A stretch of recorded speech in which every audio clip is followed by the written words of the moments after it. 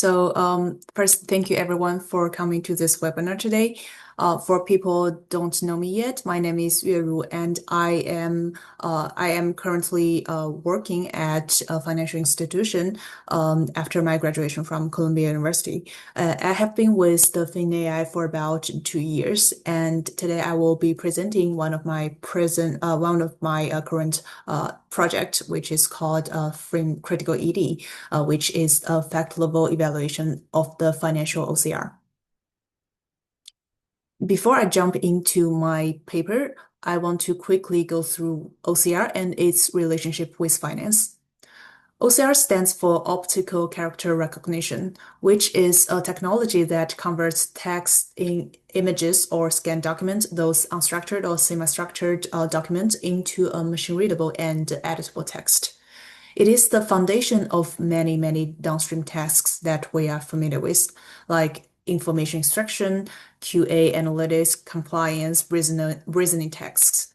So OCR is applied everywhere, and it is equally or if not more important in finance. It also have a lot of applications in finance. For example, for banking and retail, it can help reduce manual data entry and speed up the processing. For example, it can help to speed up the information extraction for the pay stubs. It also have application in compliance, risk, and KYC, which stands for Know Your Customer in the anti-money laundering. It can help you to extract data from government IDs, from your own information, so that you don't have to manually input anything for the verification process. It also have an important role in trading and asset management. It powers financial analytics, risk monitoring, regulatory reportings, and many other applications. And one of the most well-known application is to digitize the financial statement and filings. Despite its importance in finance, it have a lot of challenges in finance in terms of OCR, because the financial documents have some very special characters. First of all, it have a complex layout and tables. So financial documents are always dense in information, and it also have many different modalities such as text, tables, and charts. And with that added layer of difficulty in the layout, it requires extreme accuracies. For example, imagine in a financial document or a financial filing 10K, 10Q, the revenue is showing 10,000 millions, so the number 10,000 in the PDF. However, after OCR, it gets translated into 10,000. So the only difference on the semantic level is that the dot after the 3 zeros moved to right for one place, which makes the meaning of the number totally different. So this might be a small errors in terms of OCR accuracy, but it can cause a large financial disasters. Such small errors, we need to avoid it completely. So we are not looking for even 99% of accuracy. We are looking for 100%, which is an extreme high accuracy requirements in finance. And it also ties to regulatory and audit requirements that we need to have those highly critical fields to be absolutely correct. So with those challenges, we can conclude that the OCR accuracy that we generally defined are not the same as the financial correctness. And therefore, we dive into the literature review, and we find that there are in general two different types of benchmarks related to financial OCR. The first is that we have some general domain of OCR benchmarks, which contains a lot of fine-grained tasks, such as document understanding, visual reasoning. But the problem with that is they don't prioritize financial correctness or risk sensitivity, which means that they did not address the unique challenges that we have just discussed in the finance. And therefore, we dive into another aspect that we looked into the financial benchmarks. For the financial benchmarks that we have looked through, some of them they are including the OCR tests, but the same problem persist. So with those financial benchmarks, they are addressing financial problems. They are addressing the challenges in finance. However, they did not capture the high accuracy requirements for those financial critical errors. For this financially critical fields.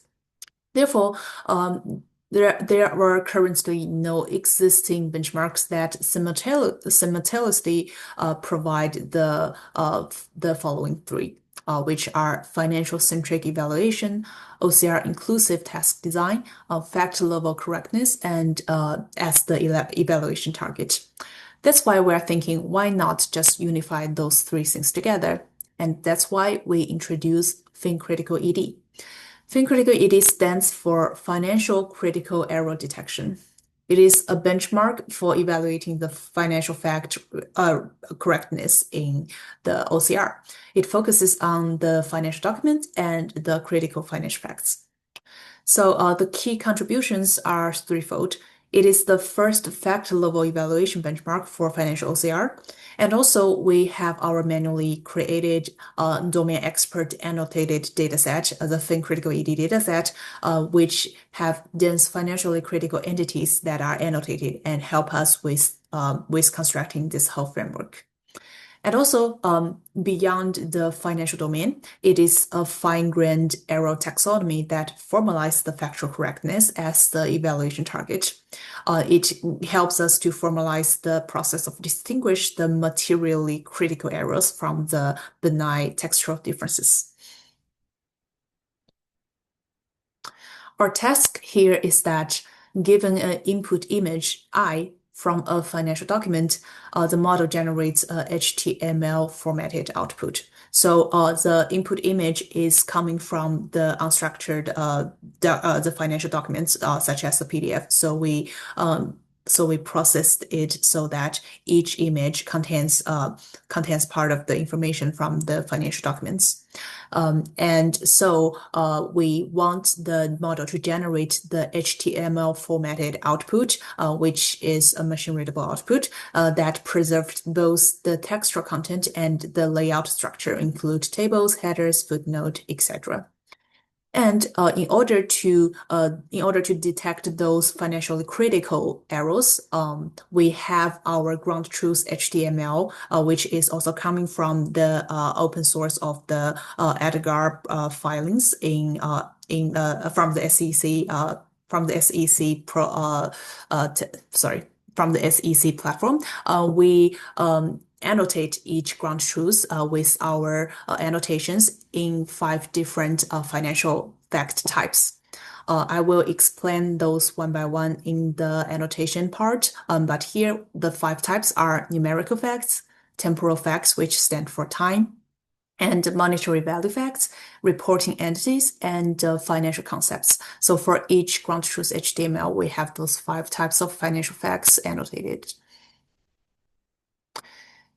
And our dataset, from the table on the right, it is the breakdown of the financial document that we found and which type of document it belongs to. So it contains some financial statement, 10K, 10Q, some other SEC required filings, Form 4, Form 8K. We have some tax and compliance forms, such as tax forms from the nonprofit organizations, and some transaction records from the security transactions, and some financial legal documents. So all of them are open sourced, and each of the document type contains different characteristics. So for example, the financial statement, it contains the mixture of modality, and also it contains dense tables and informations. For example, for text forms, it have cross-page tables. And for example, for the financial legal document, it have long form legal text with embedded financial tables and contract terms. So with all those real world financial documents, we construct the FinCriticalED datasets, which are focusing on the high impact financial facts, realistic OCR and reasoning challenges. And it is also diversified so that we can capture different errors from different types of documents. So for the annotation part, because for each ground truth HTML, we are annotating them with 5 different types. So here we are leveraging the Label Studio, which is which the UI looks like the screenshot on the right. We leverage it to do the annotation for the 5 different types. So for numerical facts, we are focusing on the numbers for that are related financially in the financial documents. So the other general domain numbers, such as the phone numbers, such as the section numbers, those are not considered as numerical facts here. And for temporal facts, we are considering 2 types, the specific date and the time periods. The date, which stands for just the day, month, and year. And the time period stands for example, 1 month, 1 year, those time periods. And for monetary units, we are focusing on the currency sign, the units after the numbers, such as the thousands, millions, etc. And for reporting entities, it is referring to the company names, the the CEO's names, the managers' names. So those names that are specific for this company. And for financial concept, it means the general financial names or financial terms that are used in the financial documents, such as revenues, assets, or it can sometimes be very long because it have several restrictions before the revenue, such as the revenue after tasks, or cost for the fixed asset or depreciation for the plants and the equipment. So it can be very long, but sometimes they are also short. And our annotation here also shows a very high inter-annotator agreement shown in the table on the left. So we have 4 annotators in total, and we have an overall flash kappa of about 88.37%.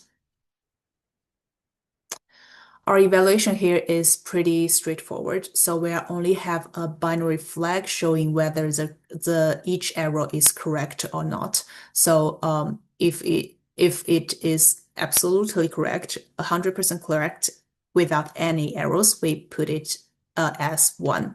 And if it have any errors, which even though it is small, we put it as 0. So for evaluation matrix, we have 2 types of matrix. One type is that we use the traditional OCR matrix, which are ROUGE1, ROUGE-L, and added distance.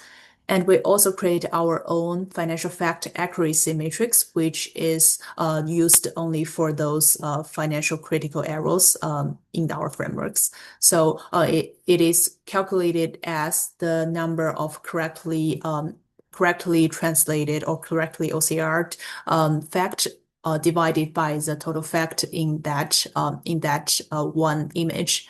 And for each financial error types, we also put a financial error type specific FFA for it. And after we get all those large language model output and we also get those ground truth annotated data, we are now coming to the evaluation. So here we leverage the large language model as judge evaluation protocol because we use we use the large language models to assess the fact level correctness for the model output and also judges the extracted fact against our gold standard annotations. The advantage of this is that it is a scalable evaluation of the complex financial fact, and also it enables a pipelined or fine-grained error analysis. And also because sometimes we are not trusting the large language model judge enough because it can sometimes be biased or sometimes miss something. Therefore, we also introduce the human expert alignment. So we chose about 4% of our data here, and we do human annotations with the same instructions we put in for the large language model judges. So we use the human annotations as the gold standards, and we compare the large language model judgment against the human judgment. And one thing we really use to preserve or to make sure that the large language model as such is not biased is that we use quantifiable numbers or quantifiable metrics in the large language model judge output. So instead of those very objective output, such as the reasoning, such as the descriptions, we actually use the definitive and very or easier to verify matrix to compare. So, for example, for the output on the bottom, it is a JSON output from the large language model judges. You can see most of the output are numbers. So therefore, it is easier for us to do the human alignment. So we only need to look into the samples that we chose and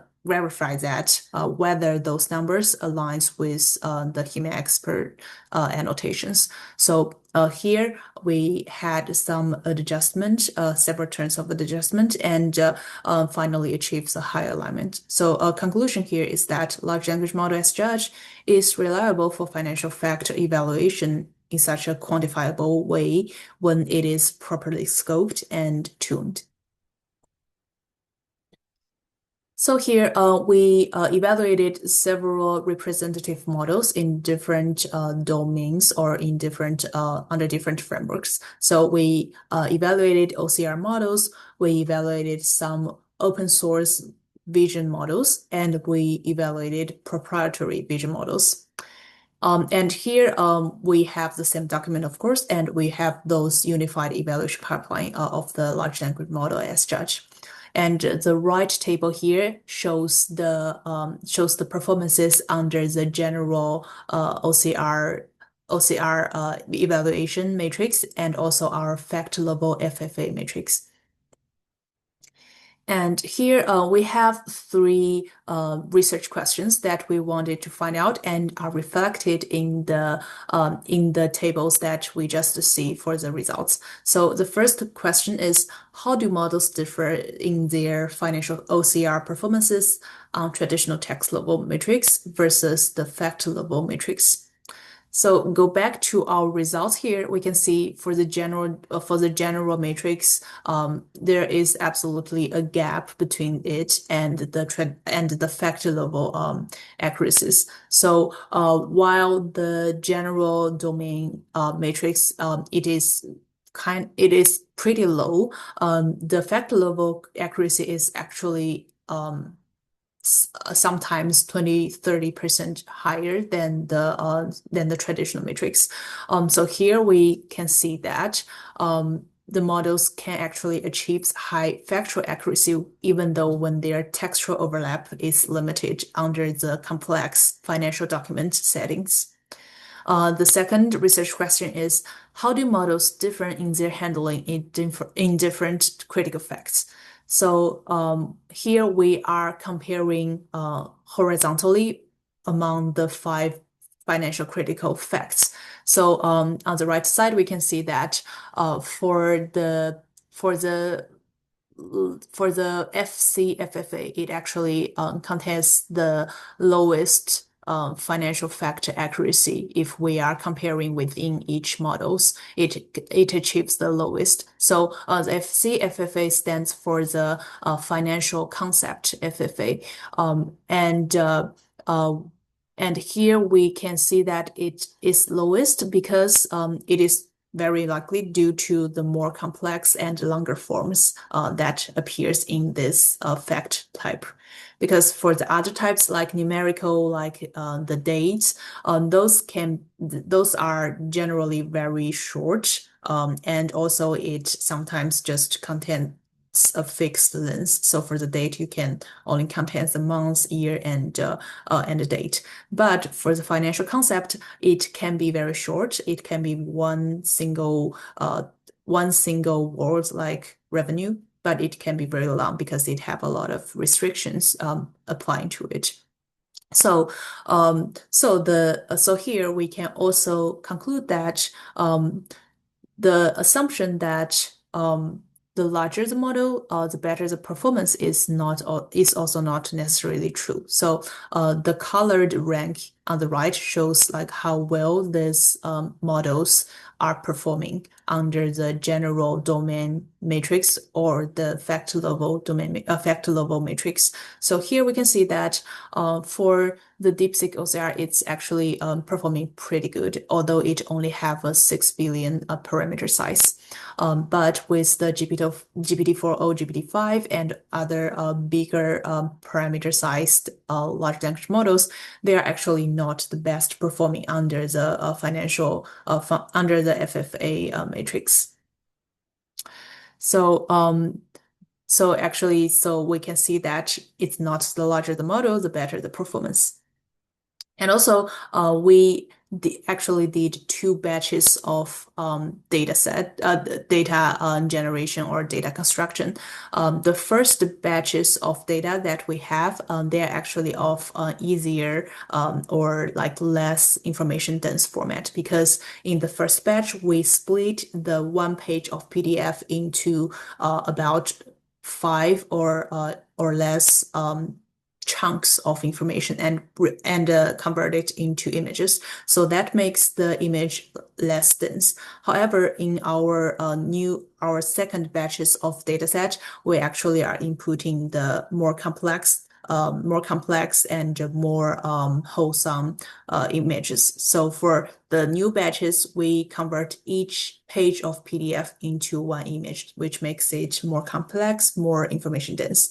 And with those newly added data, we are seeing that actually the ranking of the models here changes. So in our first batches of evaluation, the ranking is not like this, but now it changes and it links towards like the DeepSeek OCR and other OCR models that OCR models or other special models that contains very special structures that is designed for OCR. So that ties back to our last research questions. To what extent do the proprietary large language models outperform the open source large language models?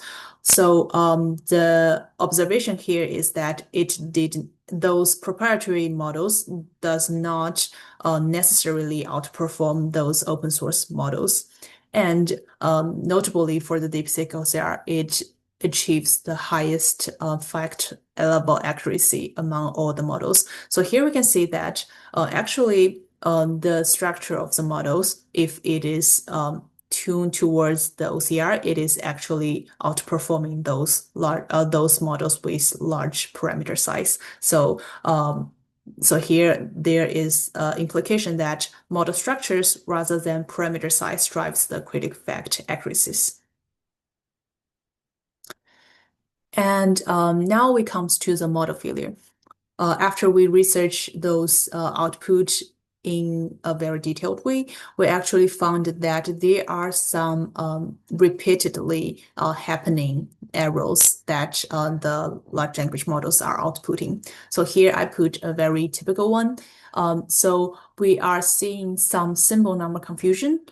Here we can see that the upper image is showing the actual image that we input into the model, which is there are 4 columns of percentages, and the last row shows not applicable, which is a slash, and also a percentage, which is 20.01%. However, in the large language model output on the bottom image, it confuses the minus and the 20.01% as one column. So it captures it as negative 20%, 20% here. And also the column misalignment. There were 4 columns. However, in the OCR output, there are only 3 columns. And also in the image we input, there is no headers. However, in the large language models, it output a header, even though in the prompt we mentioned that you shouldn't include anything extra, just translate or just do the OCR itself. So those are the commonly observed failure patterns that shows us how the models are failing and why we have low accuracies sometimes. So with those, we can see that there are actually some gaps between the OCR we want in financial documents and the performances of the financial or just large language models in general. And despite those amazing observations, we still see that there are a lot of other gaps that exist in the financial document or financial domains. It's not only about the error in the financial critical fields. Therefore, in next steps, we want to introduce some new tasks. For example, the cross-page financial question answering, because we see there are sometimes very long tables that are cross pages. We want to see how good the large language models are doing to extract information or do the QAs that requires informations across pages.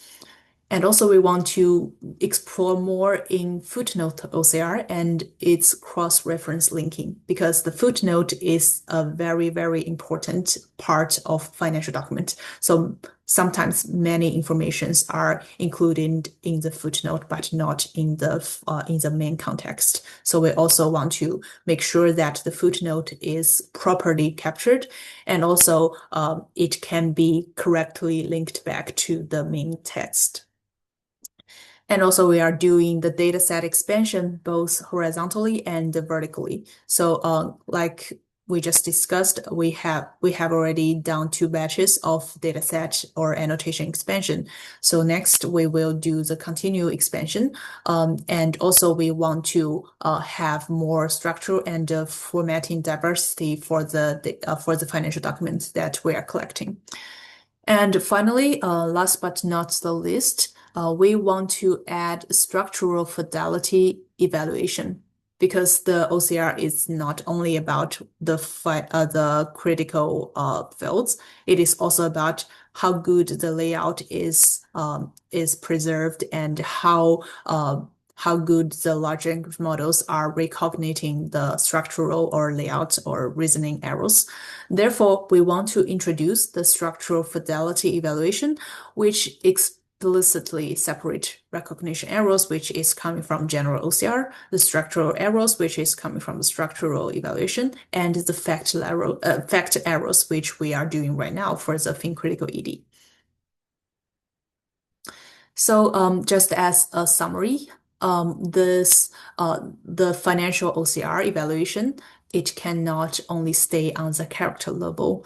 It needs to go beyond it and goes into the fact level and high accuracy level. So the existing benchmarks evaluate OCR, finance, or dense information in isolation, and therefore that's why we introduce the FinCriticalED. That is the first fact level evaluation benchmark that unifies the OCR, finance, and the dense information evaluation. And it translates the question of can the model read into can the model be trusted with facts. So this applies beyond the financial domain. It can be applied to other domains, and it is very fundamental for all the downstream tasks which are utilizing or leveraging the OCR pipelines. And also it provides a foundational progress for building more trustworthy financial AI systems, because we do need the financial documents to be pretty accurate in order to make it be trusted for the public, especially in those stock markets and those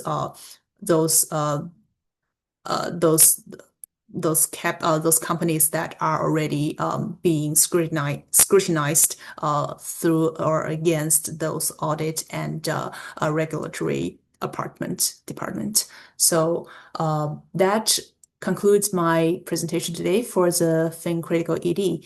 Happy to take any questions or suggestions now, and also feel free to connect me offline if you have any further questions or are interested in the collaboration. Thank you.